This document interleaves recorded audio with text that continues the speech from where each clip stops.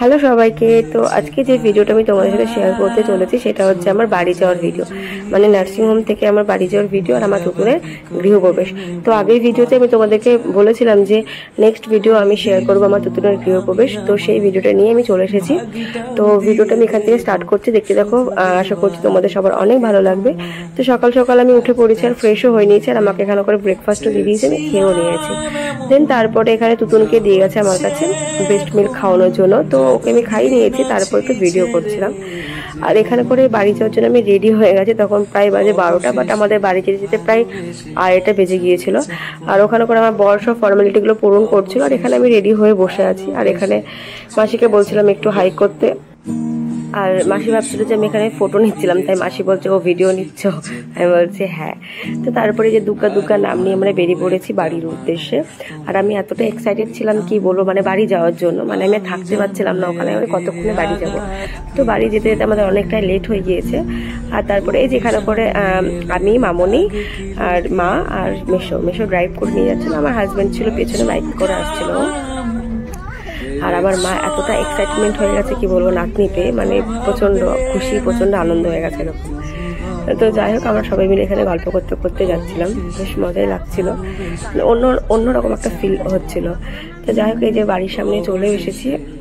আর বাড়ির সামনে সব এখন দাঁড়িয়েছিল, মানে আমরা ফোন করে বলে দিয়েছিলাম আর কি। আর এই যে ওখানে দেখতে পাচ্ছি যে বড় ফার্স্টে চলে এসছে আমাদের আগে, আর ওখানে মাসি আছে, আর ওই যে সেই পুচকুটা মাসির মেয়ে।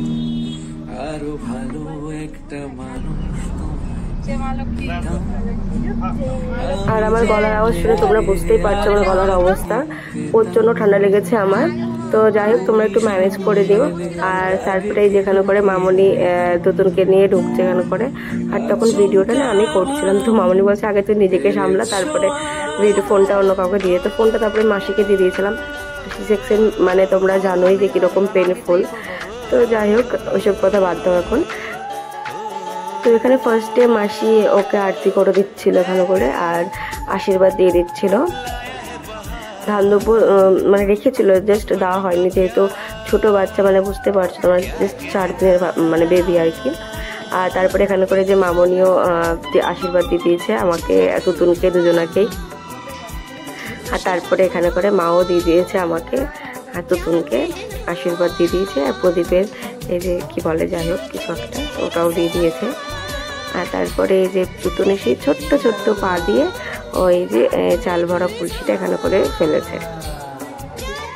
আমার যে কত আনন্দ হচ্ছিল, আমি জাস্ট ভাষায় প্রকাশ করতে পারছিলাম না, মানে আমি এতটা খুশি ছিলাম, এতটা আনন্দে, এতটা এক্সাইটেড ছিলাম আমি। তো তারপরে ছোট্ট ছোট্ট পা দিয়ে এখানে করে যে আলতার দুধের মধ্যে পাটা ঠিকঠাক বসানো যাচ্ছিল না, যার জন্য মামনি হাত দিয়েই লাগিয়ে দিয়েছে, ছোট বাচ্চা না। তো তারপরে এই যে রুমালের মধ্যে যে সাদা কাগজ, মানে কি বলে কাপড়ের মধ্যে ওর পাটাকে বসিয়ে নিয়ে, সেরকম ছাপ ওঠেনি, যেহেতু এটা হচ্ছে শুধু আলতা ছিল না, দুধ ছিল, ওর জন্য সেরকম ছাপ ওঠেনি। ওই যেখানে করে পা দিয়ে তারপরে এখানে করে শুয়ে দিয়েছিল। আর ও সেই যে মানে হসপিটাল থেকে সেই যে ঘুম, বাড়িতে এসে ওর ঘুম এখনও ভাঙেনি পুরো। তখন মামনি ওকে পুরো প্যাকড অফ করে দিয়েছে ছবি তোলার জন্য, তো পুরো প্যাকড অফ হয়ে যায়, যেখানে হাত তুলে দিয়েছে পুরো। আর এই যে এখানে করে ছবি নিচ্ছিল তখন আর কি। যাই হোক, আর তখন ভিডিওটা আই থিঙ্ক মামনি করছিল। আর এই যে এখানে করে লেখা আছে ওয়েলকাম বেবি, আর এখানে করে লেখা আছে ওয়েলকাম ইটস গার্ল লেখা আছে। তো আমি এখানে বলেছিলাম ওদেরকে যে welcome it's a baby girl লিখতে, তো বেবিটা আই থিঙ্ক ওরা পায়নি, যার জন্য শুধু ইটস গার্ল লিখে দিয়েছে। আর এটা হচ্ছে না তুতুনের আতুর উঠে যাওয়ার পরের ভিডিও, যে মাসিরা ওকে নাচাতে এসেছিল তখন। তো দেখো ভিডিওটা।